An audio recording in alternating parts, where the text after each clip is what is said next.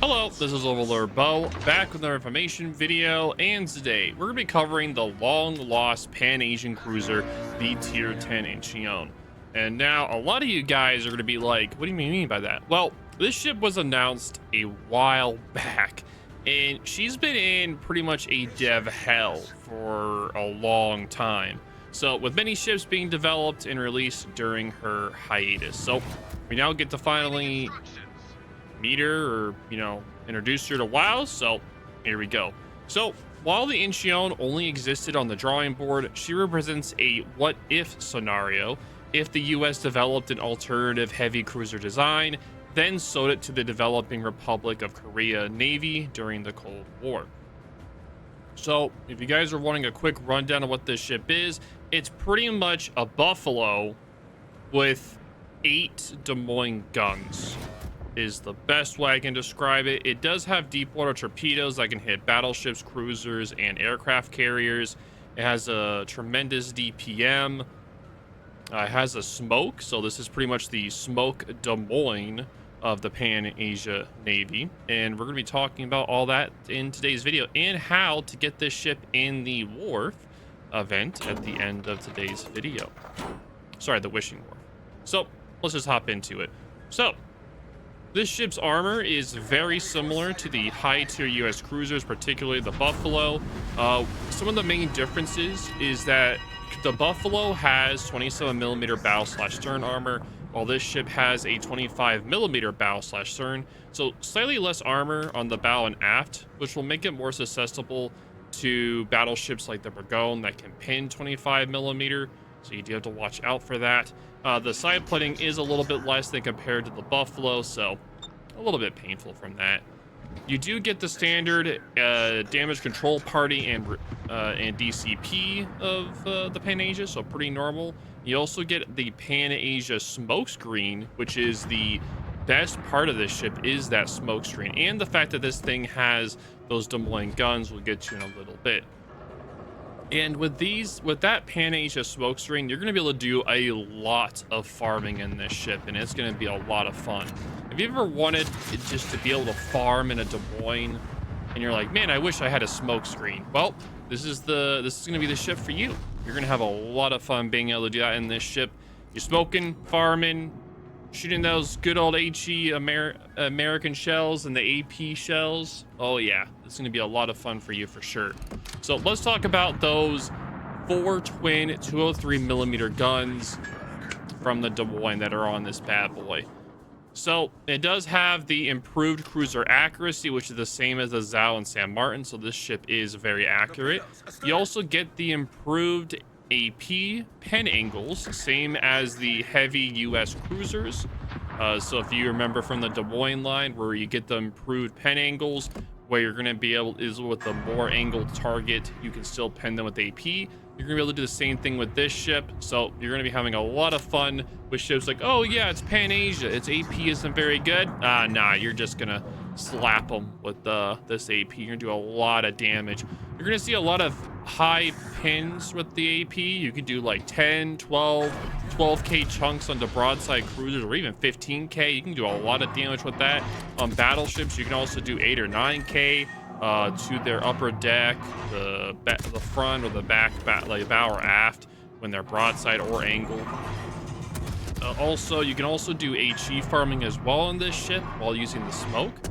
You're going to do a lot of fun with that. This ship also has amazing fire angles, which are 25 degrees. So if you are forced to be in the open while you're waiting for your smoke screen to come back, you are able to use that amazing gun angles to be able to kite or push in if needed, to keep all 4 guns on your target at a time and use that amazing DPM to absolutely massacre your enemies. Now this ship does have a 16.1 kilometer range, which is about average for a cruiser of this type. Now if you do want to build into it, you can, but I would rather build into the reload. And if you do build into the reload all the way, you get the reload down to 4.8 seconds, which is really, really good for sure. Now this ship's DPM is very, very, very similar to the Des Moines. but it's inferior by 1 less gun, so you have only a total of 8 guns on this ship, while the Des Moines has 9. And again, if you also look at the fact that this ship, its turrets are twin barrel and not triple barrel, so if you are just sitting bow in the ship, which I don't recommend, you only have 4 guns, while the Des Moines has 6. Same with the Sailor also have 6 as well. It's still very good overall, as long as you aren't trying to farm like max distance all the time. Normally what you're trying to do is you're trying to push in enough to where you're able to farm around 14, 13 kilometers away. Smoke up, start farming away as they're pushing into you, and have yourself in a kited away so that you're able to run away whenever needed. Spam that HE, get those permafires. So they start showing broadside to you, start popping that AP. Probably around 11 kilometers-ish, 11, 10, 9-ish. You can use that AP to do a lot of damage on broadside or slightly, like if they're slightly angled to you, sure, and if they're heavily angled, just switch over to HE. You also do get the 32 millimeter of HE pen, so if you do have the bow in sitting battleships that are just running at you, you can just aim at the bow and do a lot of damage to those 32 millimeter bows for sure. Now, the other thing that this ship has, it has a lot. It has a lot of torpedoes, a lot of them for sure, which are pretty painful to deal with. You did 2 quad 533 millimeter deep water torpedoes that do 17,900 damage. This ship also gets the torpedo reload booster, so you pretty much launch your torpedoes, then you use that, and you get yourself pretty much an instant rack of torpedoes. Normally the reloads are 95 seconds, but with this you get it down to pretty much instant, so you can just rapid fire torpedoes for like pretty quickly. So you can get about 16 in the water at the time if you're really trying to do that, but normally you'll have about 8 water at a time. The range of it is 13.5 kilometers for the torps, which are pretty long range for this type of ship. And the damage is also pretty nice as well. This will prove really threatening because you can farm and smoke, and you start pushing you. You can use the one set and then turn and launch the other set as you're cutting away. Then use your torpedo reload booster, use that set, and then turn back and use the other set. And by the time you do that, you will then have your smoke probably ready by then, and you can start farming, getting their attention, distracting them, hopefully getting one of them the DCP. And when you get them the DCP, it'll run out, and maybe they'll get hit a torpedo, get a flooding, and yeah, they'll be suffering for sure. Yeah, it'll be a very, very painful time from the push into. This ship does not have any secondary, so don't be worrying about that at all. For the anti-air, funny enough, the anti-air is actually stronger than her US counterpart. Funny enough. It's also, you do have a mandatory DFAA, which also boosts her anti-air enough to threaten CV strikes, though be wary of AP bombers, because those can devastate your HP. They can definitely citadel you, so watch out for that, as well as the AP skip bombers from the Shinano. Those can also citadel you, so yeah, definitely be careful of that. Also, super aircraft carriers and tactical bombers will mostly ignore your anti-air, so learn to just dodge.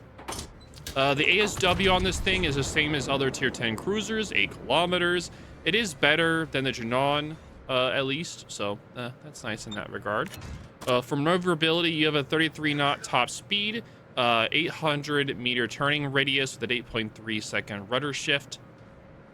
It's pretty much an average speed and turning radius, but it does have a really fast turning radius, rudder shift time. Still, it's not good enough to rate her maneuverability any better than average. It's still pretty nice though. For the concealment, it is 11.2 kilometers best surface detection, which is slightly inferior to the Des Moines that has 10.9 kilometers, and you have a 6.5 kilometer best aerial detection.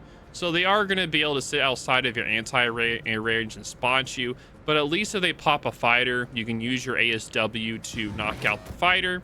So at least you can do that.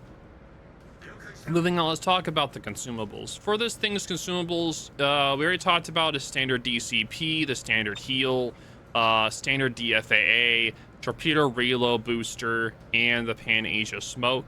Unfortunately, the ship does not get hydro, which would be really nice if it did. But yeah, unfortunately, you do not. Incheon does carry a buttload of consumables, most of which is standard from the PanAsia, but her torpedo reload booster and the PanAsia smoke stands out as part of the national gimmick. The torpedo reload booster is very helpful for getting that second rack of torpedoes out quickly, but don't expect much since it's only for torpedoes. You have less smokes, but it's still invaluable as it lets you farm damage relatively safely when active. However, keep in mind you do not have hydro, so never let your guard down when there are torpedo boats around, or you're going to be suffering from eating torpedoes. So let's talk about my overall review of this ship. Pretty much, overall, I'd say the Incheon is a very respectable cruiser. It's rather flexible than compared to the other PanAsia ships, which is a good change of pace. The players familiar with the US cruisers will fit right in home with their playstyle, like the Buffalo, the Tulsa playstyles are very similar with that, but you do have a smoke. Anchorage players will definitely enjoy this ship as well, so if you enjoy the Anchorage, then you'll definitely enjoy this ship. But the best way to describe the Incheon is pretty much a cross between the US heavy cruiser and the PanAsia gimmicks. Her playstyle is a blend of open water smoke farming and island hugging damage farming. Able to switch between the two depending on the situation. Either way, you're there to stop any pushes, combining torp threats with respectable DPM, and unlike the Janon, you have more flexibility to push in due to your better durability. Though it's still worse than compared to other heavy cruisers, so definitely be careful of that. Now, you definitely need to remember on this ship to use the AP. It has the same improved pan angles as the Des Moines, so you can punish any broadside ship that doesn't respect your guns. And yeah, if you forget to use the AP, then you still have the HE, but you're definitely not going to do as good damage as using AP and HE. So overall, I think she's a pretty decent ship with a lot of solid gimmicks. If you played any battleship in the Bungalow line, then you'll definitely... I'm sorry, not the Bungo. My apologies. If you played any of the heavy cruisers or the Americans, then you'll definitely adjust to this ship really well.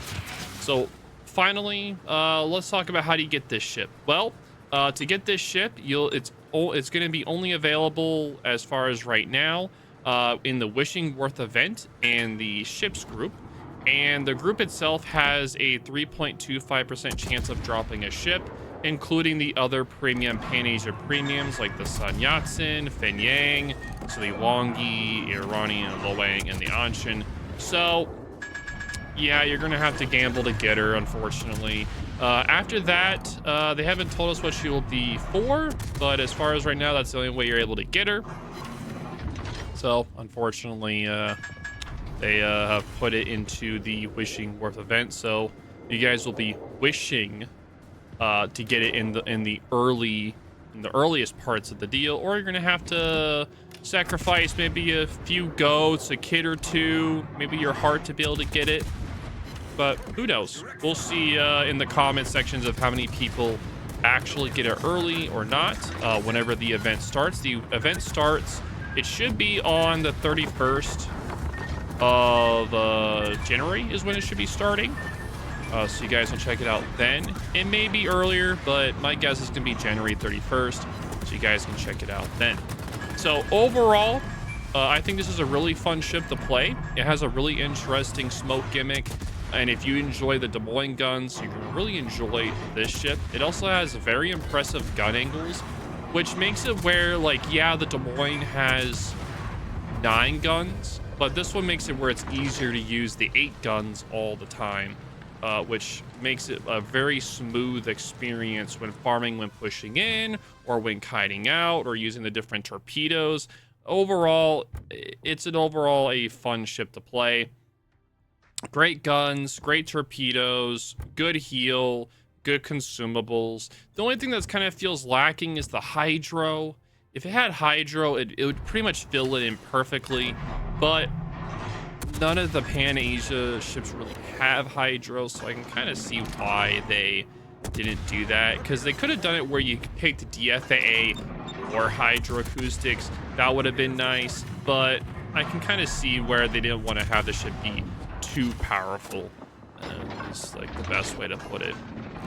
Because if they did that, then it'd be way too powerful, unfortunately. So other than that, great ship, fun to play. I'm actually curious what you guys think of this ship overall. Make sure you put down in the comments what you think of the Incheon. If you like the ship, if you don't, if you think it's going to be a good addition to the game, bad, just let me know whatever you guys think in the comments.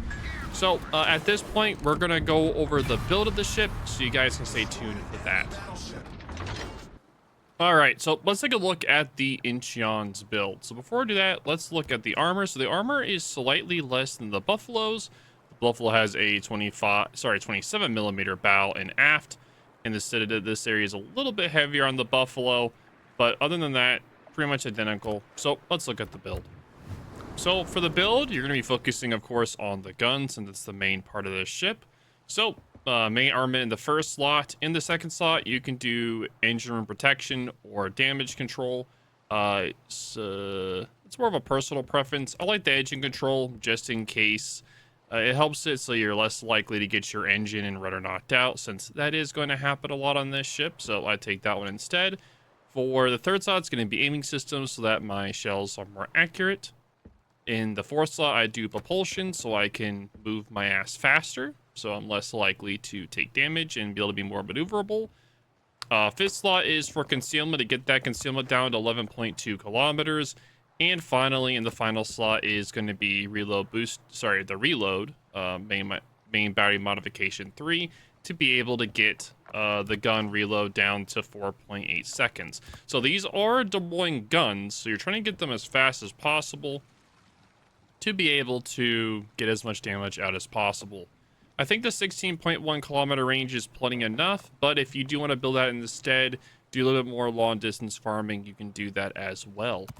For the commander, I would personally take I'm going to go through the build one at a time. So starting from the first. So the first skill you would take for a 1-point commander would be Consumable Specialist, to get your smoke screen back quicker so you can go back to farming quicker. Next is going to be Superintendent, so you get extra smokes and extra heals. That's going to be very important to help you survive longer, because with less smokes, you're going to be doing less farming and you're going to have less heals. I forgot. You do fill the tubes first. You do the Consumable Specialist for the first one. For second is going to be fill the tubes, then Superintendent. After that, for the 10-point commander, it's going to be Concealment Expert. So this is for a 10-point commander. The Superintendent was for 7, 10. Concealment, get your concealment down to 11.2. For your 14-point commander, you're going to be Top Grade Gunner. That's going to make it where enemies inside of your concealment, you'll have an 8% quicker reload for your guns when they are in there. So it helps with that DPM tremendously. After that, I would personally take Adrenaline Rush first. If you would rather do Survivability Expert first, you can. But personally, I would like to take Adrenaline Rush first so I can get more DPM out if I do take damage. Then, and of course, this is for a 17-point commander. Then Survivability Expert with the 20-point. And then finally, the last one is going to be Gun Feeder, which will be the 21-point commander. And some of you guys will be like, oh, well, it's a 4.8 second reload. Why do you need Gun Feeder? Well, it makes it where a lot of the time when you're fighting another cruiser, a lot of the time, or you're going to have those split second to be able to switch the ammo between HE and AP. And you can throw them off by shooting HE and then quickly switching over to AP, because again, you have deploying guns, and with these deploying guns, you get that really good ricochet pin from the AP. So you're going to be able to do a lot of damage to even heavily angled targets. So I would take that to be able to get that the switching between the ammos quicker, so you can switch between the HE and the AP better. But anyway, let me know what you guys think about the Incheon. Thank you guys all for watching, and I will see you guys in the next video.